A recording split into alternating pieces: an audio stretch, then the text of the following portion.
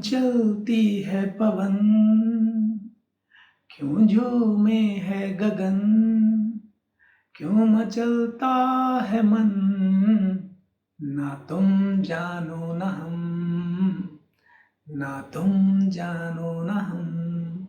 नमस्कार साथियों, मैं अमित तिवारी स्वागत करता हूं आपका अपने इस चैनल समाधान है में। हम बात कर रहे हैं छुट्टियों की। आपके मन में प्रश्न आ रहा होगा कि अगर बात छुट्टियों की है तो भला इस गाने का क्या औचित्य है। जी, इस गाने का आज हमारे इस वीडियो से बड़ा गहरा संबंध है। आगे इस बारे में चर्चा करते हैं। तो जैसा कि पिछले 2 वीडियो में हमने बात की थी कि गर्मी की छुट्टियां आने वाली हैं और इन छुट्टियों में हर माँ बाप के समक्ष यह प्रश्न होता है कि कैसे इन छुट्टियों को थोड़ा सार्थक और ज्ञानवर्धक तरीके से बिताया जाए। तो पहले वीडियो में हमने बात की कि अगर आप कहीं घूमने जाएं तो कौन से छोटे छोटे कदम उठाकर आप उस घूमने को सार्थक कर सकते हैं। दूसरे वीडियो में हमने बात की कि अगर आप बच्चे को लेकर दादी नानी के घर जा रहे हैं या गांव जा रहे हैं तो आप ऐसा क्या कर सकते हैं कि वह जाना बच्चे के लिए रोचक और ज्ञानवर्धक हो जाए। आज हम बात करेंगे कि अगर आप कहीं घूमने नहीं जा रहे हैं या घूमकर आ चुके हैं और अब 20 दिन 25 दिन 30 दिन जो भी छुट्टियां बची हैं उन्हें किसी एक जगह बिताना है, आप जहां रहते हैं वहीं, या यह भी संभव है कि आप 20-25 दिन 30 दिन गांव में ही दादी नानी के घर या कहीं और रुकें। इन 20-25 दिनों को कैसे सार्थक तरीके से बिताया जाए, कुछ इस तरह है कि बच्चे के जीवन में यह दिन मूल्यवान बनकर निकलकर सामने आए। आज हम यही बात करेंगे। पहले हम अब उस गाने पर बात करते हैं कि भला उस गाने का क्या औचित्य है। वह गाना यूं तो रोमांटिक माना जाता है, रोमांटिक की तरह से ही दर्शाया फिल्माया गया है, लेकिन यह गाना मात्र एक रोमांटिक गाना नहीं है। इसमें गहरे वैज्ञानिक प्रश्न छिपे हुए हैं। आखिर क्यों चलती है पवन? कभी सोचा आपने हवाएं चलने का कारण क्या है, या आसमान में बादलों के घूमने और झूमने का कारण क्या है, या फिर आपका अचानक अगर मन मचल रहा होता है, जी मिचला रहा होता है, उसका कारण क्या होता है? इन सभी के उत्तर विज्ञान में है। तो फिर हमारे इस वीडियो से इसका क्या लेना देना है? जी, हम जब 20-25 दिन की छुट्टियां एक साथ एक जगह पर बच्चे के साथ बिताने जा रहे होते हैं, उन दिनों में बच्चे को कुछ रोचक चाहिए होता है। और ये प्रश्न कुछ ऐसे ही रोचक प्रश्न हैं। ये मात्र उदाहरण है। आप बच्चे के समक्ष ऐसे कई रोचक प्रश्न खड़े कर सकते हैं, उसे जिज्ञासु बनाने का प्रयास कीजिए और फिर उन प्रश्नों के उत्तर दीजिए। उन प्रश्नों के उत्तर खोजने के लिए उसे प्रोत्साहित कीजिए या स्वयं कहीं से उत्तर खोजकर उसे बताइए। और ऐसे छोटे छोटे कई प्रश्न होते हैं हमारे आसपास जो हम देख नहीं रहे होते। आप प्रश्नों को देखिए। हर घटना, हर वह चीज जो आपके जीवन में हो रही है, बल्ब जल रहा है तो क्यों जल रहा है, पंखा घूम रहा है तो क्यों घूम रहा है, मोटर पानी को खींचती है तो क्यों खींचती है, अनगिनत प्रश्न हैं जो हमारे जीवन में आसपास होते हैं। और इनका उत्तर अगर बच्चे को पता हो तो निश्चित तौर पर उसके लिए बहुत रोचक होता है, साथ ही ज्ञानवर्धक तो होता ही है। कौन बच्चा नहीं जानना चाहेगा कि आखिर दुनिया में कुछ देशों में गाड़ी की स्टीयरिंग दाईं तरफ होती है, कुछ में बाईं तरफ होती है। इनका कारण क्या है? पहले किस तरफ हुआ करती थी, बाद में अगर बदला गया तो उसका कारण क्या रहा होगा। धरती के इर्द गिर्द चंद्रमा घूम रहा है, सूरज के इर्द गिर्द धरती घूम रही है, ब्रह्मांड बढ़ रहा है। ऐसे अनगिनत प्रश्न, इनके पीछे कारण क्या हैं, वैज्ञानिक आधार क्या हैं, इस प्रकार के छोटे छोटे प्रश्नों को लेकर उसे जिज्ञासु बनाइए और फिर उन प्रश्नों के उत्तर उसे या तो स्वयं खोजने के लिए प्रोत्साहित कीजिए या आप खोजकर उसे बताइए, ताकि हर रोज वह कुछ प्रश्न आपसे पूछे और आप उन प्रश्नों को सुलझाइए, उनका समाधान दीजिए। यह प्रक्रिया बच्चे के जीवन में बहुत सार्थक सिद्ध हो सकती है और इस प्रक्रिया में कब वह 20-25 दिन छुट्टियों के बीत जाएंगे आपको पता भी नहीं लगेगा। इसके अलावा एक और चीज जो हमने पिछले दोनों वीडियो में बात की थी, आज हम फिर वही आगे बढ़ाने जा रहे हैं कि भूगोल और इतिहास का जीवन में बहुत महत्व होता है। भूगोल और इतिहास हमें किसी स्थान से जोड़ते हैं। तो अब इन बाकी दिनों में भूगोल और इतिहास की क्या भूमिका हो सकती है? एक बहुत सामान्य प्रक्रिया बताने जा रहा हूं।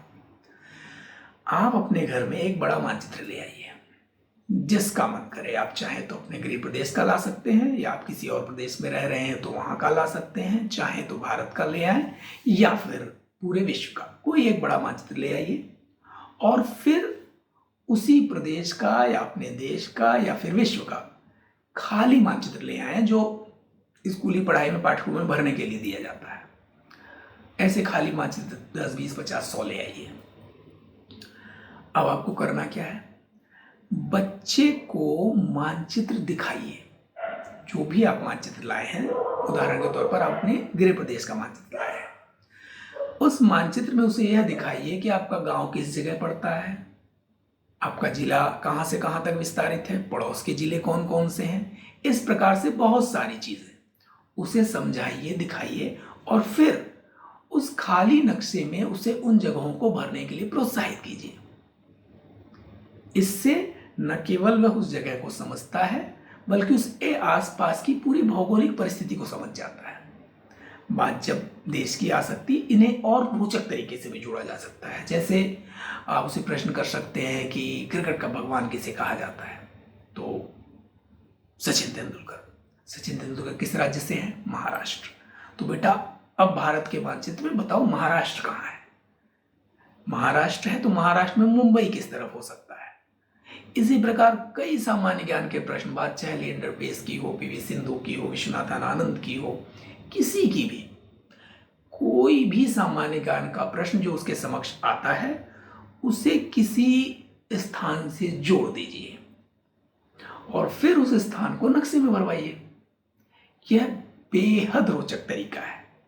इस रोचक तरीके से बच्चा कब 2-3 घंटे आराम से उन नक्शे को भरते हुए बिता देता है, आपको अनुभव भी नहीं होता है। और यह बिताना उसके जीवन में कुछ सार्थक देकर जाता है, कुछ ज्ञानवर्धक देकर जाता है। यह प्रक्रिया उसे आत्मविश्वास से भर देती है और आपका बच्चा अगली कक्षा में कहीं अधिक ऊर्जा के साथ जाता है। इसी प्रकार से कई किताबें भी उपलब्ध हैं। अगर आप अपने आसपास किसी बड़े बुक स्टोर पर जाएंगे तो आपको वहाँ बच्चों के लिए कई बेहद रोचक किताबें मिल जाएंगी।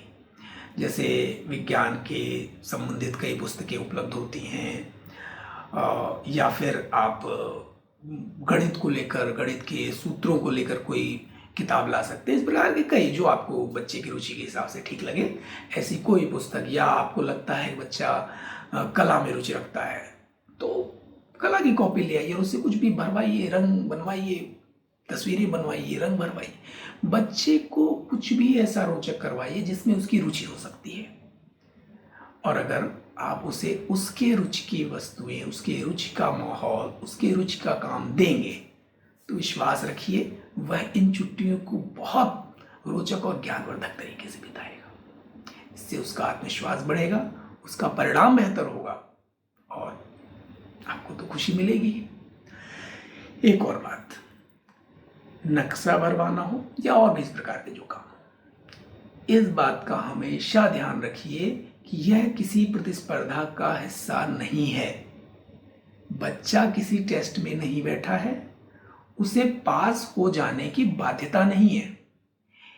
इस पूरी प्रक्रिया को उसके लिए रोचक और सरल बनाए रखिए। नक्शा वह 10वीं बार में सही भरे, कोई फर्क नहीं पड़ता। हमारा उद्देश्य केवल यह है कि वह अपनी छुट्टियों को कुछ सीखने की प्रक्रिया में बिताए। इस सीखने में उसे जितना समय लगता है लगने दीजिए, स्वाभाविक रूप से।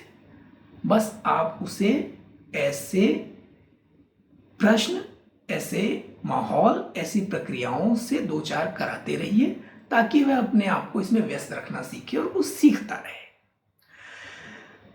तो आशा करते हैं इस बार गर्मी की छुट्टियों में आप इनमें से कोई ना कोई प्रयोग अवश्य करेंगे, और आप जो भी प्रयोग करें उसका जैसा भी परिणाम रहे हमें अवश्य बताइए।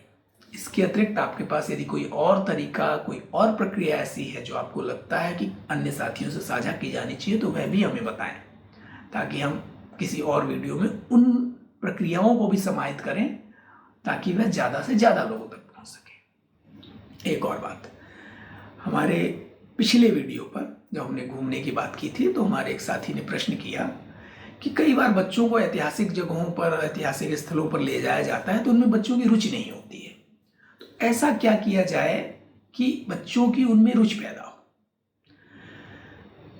निसंदेह यह प्रश्न कई लोगों के समक्ष आता है कि हम बच्चे को ले तो जाते हैं लेकिन बच्चा उनमें कुछ रुचि नहीं दिखाता। जी, बच्चा उन ईंट गारों या किले मीनारों में बहुत ज़्यादा रुचि नहीं दिखाएगा क्योंकि उनमें देखने के लिए ऐसा कोई आकर्षण नहीं है, और वह देखेगा, ठीक है, एक बार देख लेगा। रुचि आपको पैदा करनी है। कैसे? जिस किले के पास, जिस किले को घुमाने ले गए हैं या किसी मंदिर घुमाने ले जाते हैं, दक्षिण के कई मंदिर, जहां भी, आप फिर वही बात, उससे जुड़ा इतिहास जानिए और बच्चे को बताइए। आप जब एक किले लेकर जाएं तो बताएं कि यह किला कैसे बना, इस किले को बनाने की प्रक्रिया क्या थी, इस किले को बनाने में कितने लोग और कितना समय लगा होगा, किस राजा के काल में बना होगा, किन राजाओं ने इस किले के लिए युद्ध लड़ा होगा। आप अनगिनत रोचक बातें उसके बारे में बता सकते हैं। किसी भी ऐतिहासिक स्थल, सांस्कृतिक, धार्मिक स्थल पर लेकर जाते हैं तो उसके बारे में बताइए। कई मंदिर हैं जो केवल एक पत्थर को काट कर बना दिए गए हैं, कई ऐसे मंदिर हैं जहां कोई चिनाई नहीं, कोई सीमेंट नहीं, कोई गारा नहीं, और वह सदियों से खड़े हैं।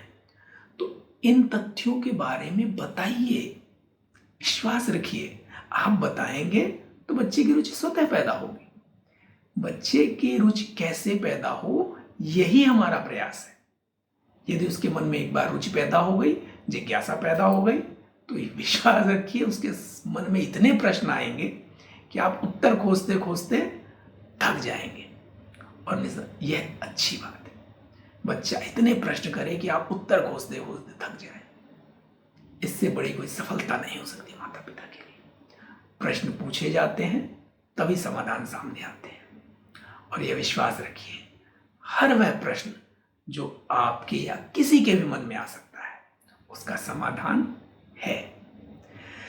तो फिर जुड़े रहिए हमारे साथ और प्रश्न पूछते रहिए ताकि समाधान मिलते रहें। और हाँ, बेल आइकन दबाकर सब्सक्राइब करना ना भूलें ताकि हमारा और आपका सफर साथ साथ यूं ही चलता रहे।